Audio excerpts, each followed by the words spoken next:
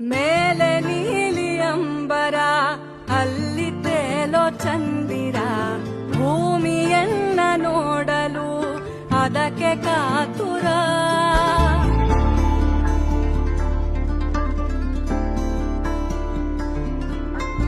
ಅಲ್ಲಿ ಮಿನುಗೋ ಕೆರೆ ಇದೆ, ಕೆರೆಯ ಮೇಲೆ ನೆರಳಿದೆ, ಹಿರಣಗಳು ತಾಕಲು ಒಂದಾಮೆ ನಲಿದಿದೆ.